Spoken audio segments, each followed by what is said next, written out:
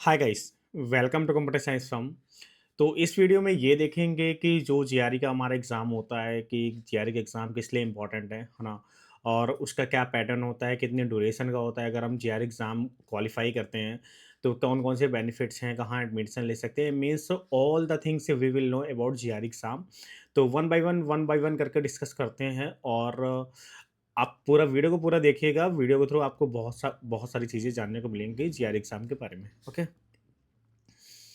तो जैसा कि आप यहाँ पे देख सकते हैं, ठीक है, कि जेआरई एग्ज़ाम क्या है। तो आप यहाँ पे ये भी देख सकते हो कि क्या कहते हैं कि जो कि ईटीएस के द्वारा ये कंडक्ट कराया जाता है ना?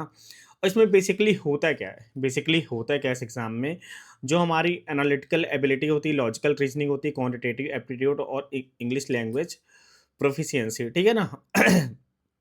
टेक्निकल एग्ज़ाम नहीं हो सकता है, लॉजिकल एग्ज़ाम होता है। मीन्स बहुत से स्टूडेंट ये सोचते हैं कि ये कोई टेक्निकल एग्ज़ाम होता है, लेकिन ऐसा नहीं है, ये टेक्निकल एग्ज़ाम नहीं होता है, ये हमारा लॉजिकल एग्ज़ाम होता है, ठीक है? तो यहाँ पे ये चीज़ है, ठीक है ना? तो यहाँ पे हम ये देख रहे हैं कि किस तरीके से कैसे क्या सेकंड हमारा ये है कि क्या कहते हैं, इन विच कंट्रीज़ इज़ जीआरई एक्सेप्टेड, ठीक है? तो बहुत सारी कंपनीज़ होती हैं, हाँ, so you can see the flags of their countries, है ना?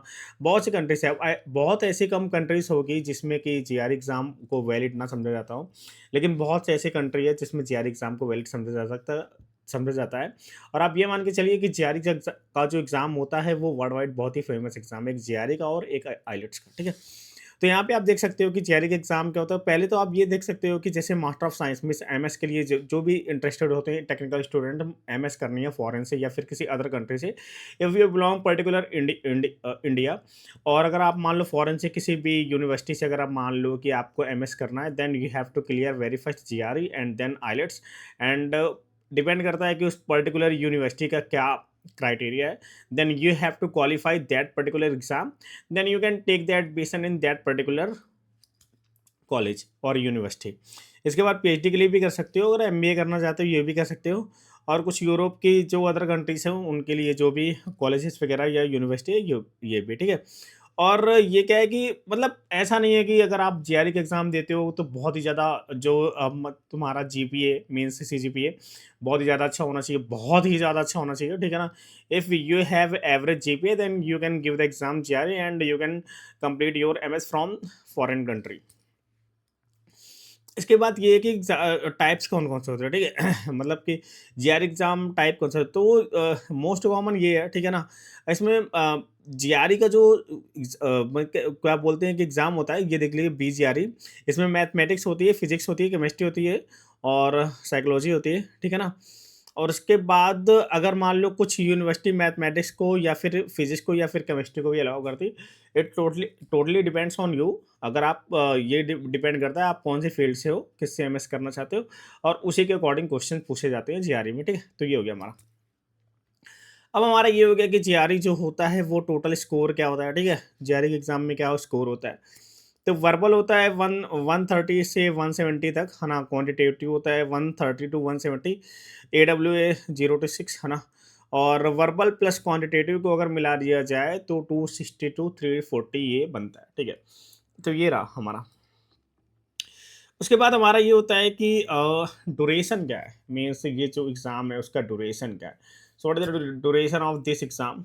सो देख सकते हो कि जैसे सपोज़ मान लो कि अगर मान लो ड्यूरेशन की बात करें तो ड्यूरेशन 3 आवर्स 45 मिनट्स में से अप्रॉक्स बोल सकते हो कि लगभग 15 मिनट्स कम नहीं तो 4 घंटे एग्ज़ाम होता है। कंप्यूटर बेस्ड एग्ज़ाम होता है, ठीक है ना? और डिफ़िकल्टी का जो लेवल होता है ये बोल सकते हो कि एवरेज से थोड़ा-सा ऊपर होता है, बहुत ज़्यादा नहीं।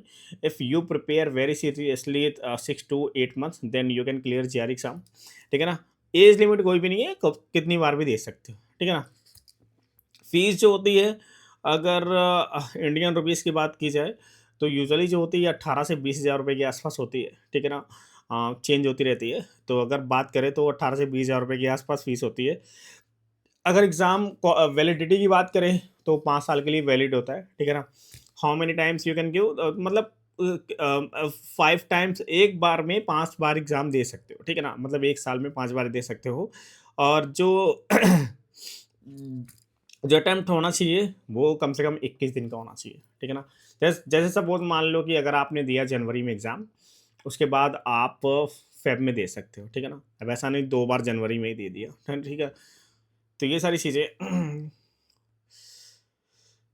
तो ये देख सकते हो अगर यहाँ पे एक डिफरेंशिएट किया गया है कि जीआरई वर्सेस जीमैट और वर्सेस गेट, है ना? तो यहाँ पे आप देख सकते हो जीमैट के बारे में भी मैं बता चुका हूँ, ठीक है ना? जीमैट गेट और जीआरई, है ना? और हु शुड टेक जीआरई, जिसको बेसिकली जो भी स्टूडेंट है एमएस करना चाहते हैं फॉरेन से, या फिर जिनका भी ड्रीम है कि I have to complete my master from foreign country, that student can give the GRE exam and that student take the admission in that particular university, okay? तो प्रिपरेशन टाइम जो है 2 टू 4 मंथ्स, लेकिन ये बहुत ही कम दिया गया। अगर आप ठीक ढंग से प्रिपरेशन करते हो then it will take around 5 to 6 months. और डेली अगर मतलब कि अगर डेली स्टडी करते हो 2 to 3 hours, then you can complete your GRE exam. Exam difficult होता है, ये देखा गया है कि डिफ़िकल्ट होता है कि नहीं होता है। तो देखिए ये एग्ज़ाम बिल्कुल भी डिफ़िकल्ट नहीं होता है, ठीक है? अगर मान लो कि डिफ़िकल्ट होता तो ऐसा नहीं कि बहुत सारे स्टूडेंट्स को क्वालीफ़ाई ही ना कर पाते, डिफ़िकल्ट नहीं होता है। ईज़िली अगर आप क्वालीफ़ाई कर सकते हो, ठीक है ना? तो ये रहा जीआरई एग्ज़ाम के बारे में। आई होप मैंने सारी चीज़ें बता दी है कि व्हाट इज़ जीआरई एग्ज़ाम, सारी चीज़ें मैंने बता दी है कि किस तरीके से कैसे क्या होता है, क्या फ़ीस होती है, कितनी बार दे सकते हो, कौन-कौन से स्टूडेंट्स के लिए इम्पोर्टेंट है। आई होप वीडियो आपको पसंद आया होगा। वीडियो आपको अगर पसंद आया तो प्लीज़ वीडियो को लाइक करो, चैनल को सब्सक्राइब करो। Thanks for watching. Bye bye, take care.